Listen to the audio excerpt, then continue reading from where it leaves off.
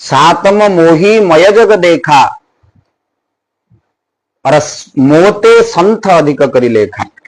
भगवान कहले माँ सबरी सप्तम भक्ति होची सर्वत्र राममय भाविव। सकल घटे नारायण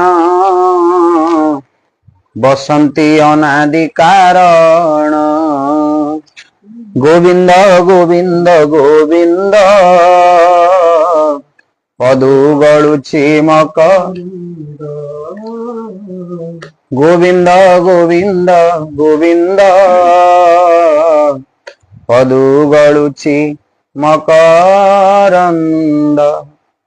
सेतिपाई भक्त कहे जे सर्वत्र राममय अत्र तत्र सर्वत्र हरिव्यापक सर्वत्र समाना प्रेम ते प्रगट होई में जाना।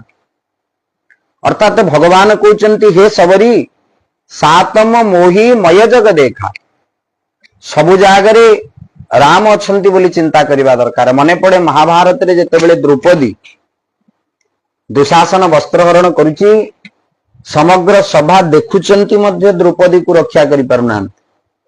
माँ द्रौपदी मने पड़ीगला से दिन व्यासदेव कही जेतेबेले सर्व क्षेत्र रे तू निराश्रय हो जीवु सेतेबेले भगवान कृष्ण को डाकिबु द्वारिकाधीश। भक्त कहे सबु बंधन मो तुटाई हे प्रभु तुमरी बंधन रख। तू प्रेम दौड़ी मुबे करे भिड़ी टाणी नियो तुम पाठ। आ डाकिदेले से दिन माँ द्रौपदी हे कृष्ण द्वारिकावासी पाही पाही जगतपते। डाकिदेले माँ द्रौपदी हे कृष्ण द्वारिकावासी रक्षा कर। दुशासन शत शहे हाथीर बल जहा दुशासन बल सेमिति थिला। समस्ते देखुचंती पांडव पक्ष भीष्मंक भली महात्मा मध्य उपस्थित अछंती किंतु चाहिए भी द्रौपदी की कही रक्षा करि परना। डाकिदेले माँ द्रौपदी भगवान श्रीकृष्ण सेतेबेले द्वारकार अछंती दौड़ी गले गरुड़ पाखु।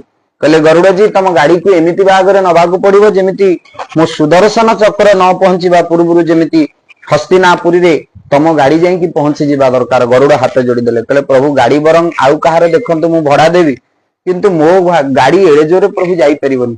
जोठी आपण सुदर्शन चक्र पहुंची परिबनी सेठी मो गाड़ी केमिति पहुंचियो। भगवान से दिन गोटी अवतार नहीं जो अवतार को वस्त्रावतार कहा जाए। भगवान एमिति वस्त्र को बढ़ेबा को लागिले सूर्योदय रु सूर्यास्त बरंग हो गला किंतु दुशासन टाणुवा वस्त्र केबे सरिलानी। ब्रह्मा बड़ टेंशन रे पड़ी गले चिंता रे पड़ी गले कहले ये नारी है या साड़ी है। प्रकृत ये नारी ना साड़ी। मो कंपानी रे एभलिया नारी तो केबे तैयारी करिनी जे एते बड़ साड़ी की दुशासन टाणीबा परे भी साड़ी केबे सरुनी। आ ये साड़ी मध्य कोठी तैयारी होची जदी दरकार पड़ंता मु भी केतेबेले ये साड़ी मध्य मो कंपानी रे रखंती। ब्रह्मा भी चिंता रे पड़ी गले ये नारी है या साड़ी है। जने भक्त कहले ब्रह्मा जी ये नारी है, नारी भी नहीं और सारी भी नहीं, ये नारी और सारी के बीच में मेरी गिरिधारी है। बोले गिरिधारी लाल भगवान की ये होचंती कृष्णंकर लीला। जेतेबेले दुशासन चेष्टा करी मध्य परास्त हो गला भगवान श्रीकृष्ण पहुंची गले। माँ द्रौपदी से दिन पचारे कहले प्रभु आसबो बोली मु जानी किंतु एते विलंब कहीं करदेला।